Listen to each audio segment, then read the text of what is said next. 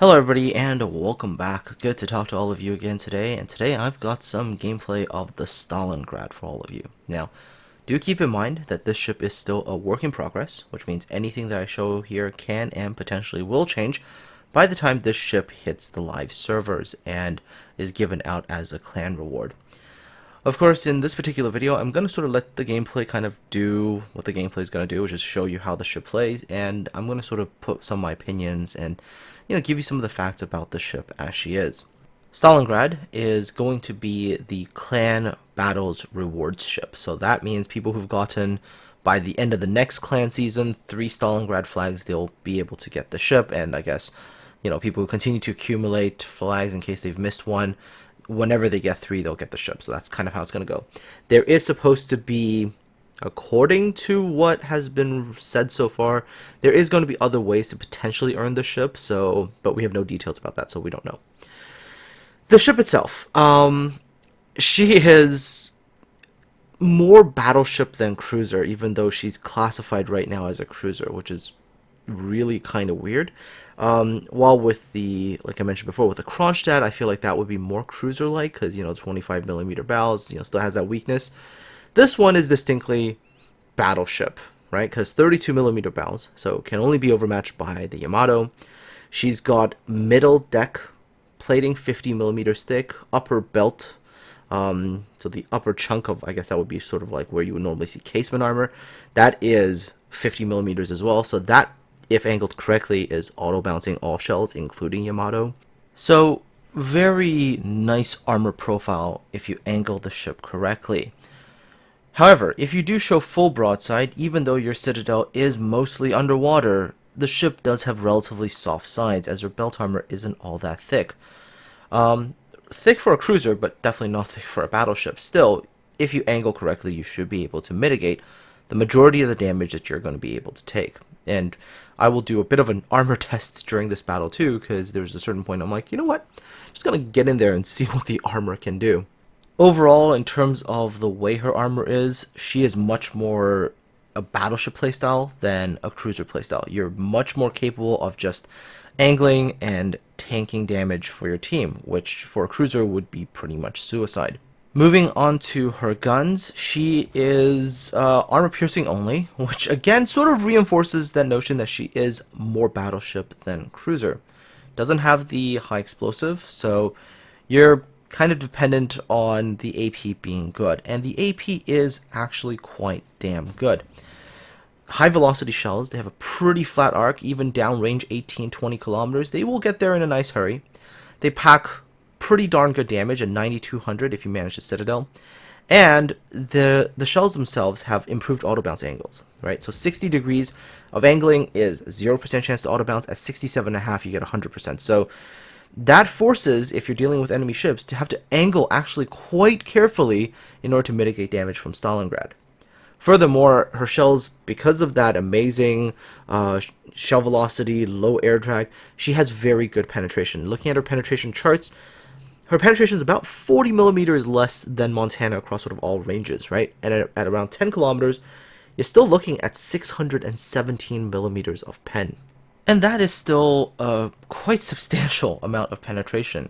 If you compare it to Moskva, Stalingrad's penetration is approximately 200mm better all over. So, substantially more pen on the ship. But what makes the Stalingrad's AP only thing work is the fact that she has USN heavy cruiser auto bounce angles. So her auto bounce chance starts at 60 degrees, where you have 0% chance, and at 67.5 degrees do you get 100% chance of auto bounce. So that means that any enemy ship that's trying to angle in a way to lead to auto bounces has to angle relatively carefully, because if they under angle a little bit, you can actually get penetrations on them. So even when you're dealing with battleships that normally would be able to bounce shots at, let's say, 52, 53 degrees, right? When they angle and they can put all their guns out and they can shoot at you, and they have that nice angle, doesn't really matter to a Stalingrad. Until you reach a relatively more extreme angle against the ship, you can still potentially be penetrated and even citadeled. like I said, she does have really, really high penetration. One example, sort of a scenario where you might have to deal with a ship that is normally trying to use that sort of side, bring all guns to bear and angles sort of playstyle. Sometimes you see this with Montanas, where they'll hold a very strategic position, they'll get into that angled position where all their guns are out, but they're angled enough that with normal battleships, if you shoot against them, most of your shells just get auto-bounced. Stalingrad just will still get penetration because it just won't care. It just has too much going on there in terms of penetration amounts, and also the fact that its auto-bounce doesn't kick in until into the more extreme ranges, where by that point in time, that battleship won't have all of its guns out, right? So it's definitely one of those things about the Stalingrad. The AP shells on this thing are no joke, and they will do very, very well against enemy ships. Now, some people might say, yes, but if one person in a one-on-one scenario angles perfectly against you, then you can't do anything about them because you don't have HE. Yeah, that's true. Completely true. Because in a one-on-one scenario, you can angle perfectly against the ship and you can mitigate stuff. No doubt about it. But last time I checked when I played World of Warships, it wasn't a one-on-one game. This was, typically speaking, 12-on-12 if you're playing random, or if you're playing like Clan Wars, it's like 7-on-7. So in those kinds of scenarios, a Stalingrad becomes very tricky to deal with, because it either opens you up to the other ships on the Stalingrad's team, or it opens you up into a situation where you will have to go broadside to a Stalingrad, and then it will punish you. And the way it punishes you with its shells is far more than what you can get with another cruiser. Because, let's say, you go broadside to, let's say, oh, I don't know, let's say, pick another cruiser, like a Moskva or something. And yeah, maybe it'll Citadel you once or whatever, maybe it'll do a couple of penetration damage, and you're looking at maybe like 12, 13,000 a salvo, and you're like, ow, that hurts. Stalingrad, if you make a mistake and you go broadside, you could be looking easily at like 30k damage. So this Yamato who came out full broadside towards me, yeah, that's almost 30k damage on that Yamato. And no other cruiser in the game right now will be able to do something like that. So think about that, right? Think about it. Alright, so moving on, other things about the Stalingrad that I should talk about. AA-wise, the ship can pack defensive AA, so if you're really in a heavy carrier-type situations where you're, let's say, running to carriers all night long, then yeah, go ahead, bring defensive AA, and her AA is no slouch. It will keep you reasonably well protected against enemy carriers. But most times, pack radar, I just think it has more utility when dealing with the fact that in some servers there's a lot of DDs right now. Like on North America, sometimes you see like 5 destroyers, I think, a game, 4 or 5, and it's kind of annoying. So having that radar is very, very nice.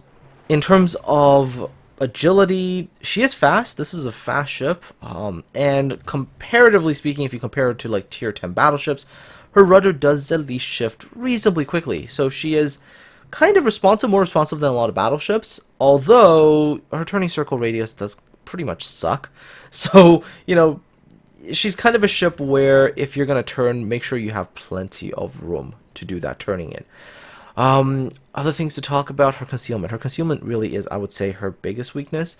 She is not a ship that can easily disappear, because even fully spec'd out for concealment, it's like 14.4 kilometers.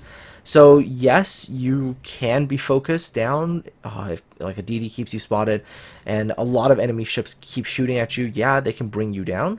So yes, she does have that particular weakness, but like I said earlier, you know, her armor profile, the way she is, this ship is tough. It's a tough nut to crack. It's not an easy ship to take down, right? She doesn't have the don't even think about doing this if you're in a Moskva, for example. You'd get obliterated so darn quickly. But here, I'm actually able to come on here and really hurt this Yamato really badly.